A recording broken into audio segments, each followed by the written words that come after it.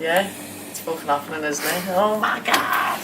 Hey, I'm in the UFC, hello there! And I believe in my official duties. Fuck's sake. I'll be back. Oh my god, I'm gonna make it in time for training. Yes.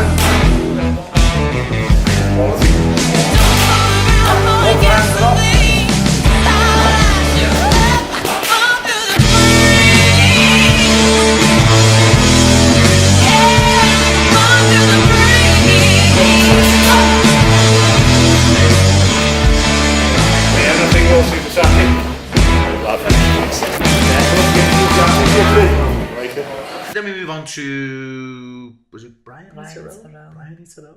Yeah. I personally think you'll ever do. You tell me. Look, I'm sitting there ready to sign. I was at a football match, right, and I'm on the Friday. I've been with these doing a documentary, and we're like, right, we got a Brazilian. She's a much better record than me. I was like, yes, I'm going to fill her in because I just watched her. She was the southpaw and she's just looked rough. But, do you know, a tricky customer. So it's like, yeah, it'd be hard to beat because she could bring me down to her level of striking when I think my technique is a bit more superior to hers. And anyway, I'm sitting there at this football match and I get a phone call and it's Paul Rimmer. And like when you're in fight camp, if you get a phone call of Paul Rimmer, it's like your opponent's pulled out or you're not fighting or something, do you know what I mean? And he goes, Bryony Tyrell has asked to fight you. And alarm bells started ringing for me. I went, does that mean we get more money because we haven't got to pay for a fighter to come from Brazil? Does that mean that we can sell the story better because there will be a bit of animosity there now because she's supposed to be my friend and ex-training partner's now asked for the fight? Because I'm just didn't you fight? Yeah, like because he's fought in the amateurs, didn't you? Yeah, I had like put her up, like trained her for nothing, done PTs for her, always wrestled her. And the thing with me is, and what people know is, if someone asks me to go and train with them, it's not about my ego. If it's about them in their fight camp, I'm going to let them feel fucking unreal. Because if they get around on me, they're like, oh, I just got around on Molly. Yeah. So I've done this the whole time that we've ever trained. I've never hit her with more than 10% of a jab. And then when we weighed in and that, I didn't look at her. And then when we got to the cage, if you watch us meet, our eyes lock. And I just looked at her and I said, remember, you're the one who asked for this. I didn't ask for it. And she went, I know, and looked at the floor and went, you fucked. You've just fucking lost.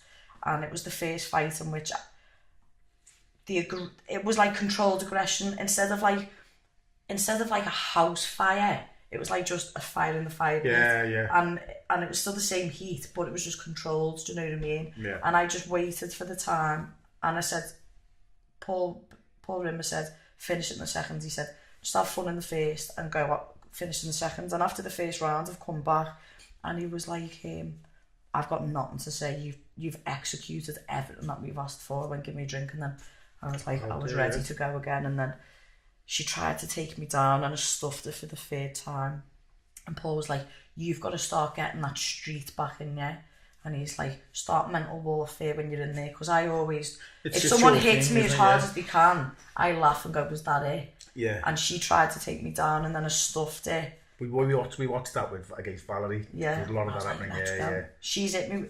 She tore my quad and hamstring. And you're screaming at her to hit you. Let's go. Yeah. Mean. So I stuffed the takedown, got the finish, lost the plot because I couldn't believe I'd finally done a life's work. It's like running around the ring like headless chicken. And then went out, had a really good night.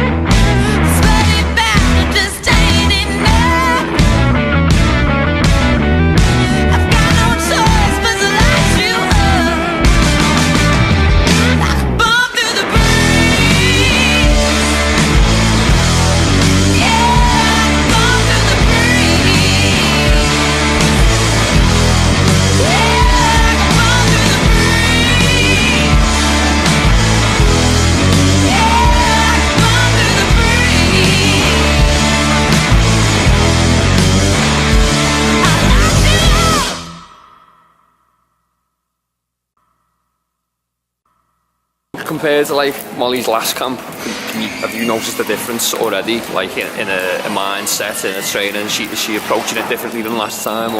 Yeah, I think the answer to both of them. Mindset, yes, she's come in with a really positive attitude. She's happy. She's in a good place. She knows what she's doing. She knows the end goal. Whereas last time she came to me in the middle of a camp with a few little ideas and stuff like that, and she's come really positive, which is great. Not that she wasn't positive last time, but I think she just fell into the right place and she's been positive from then.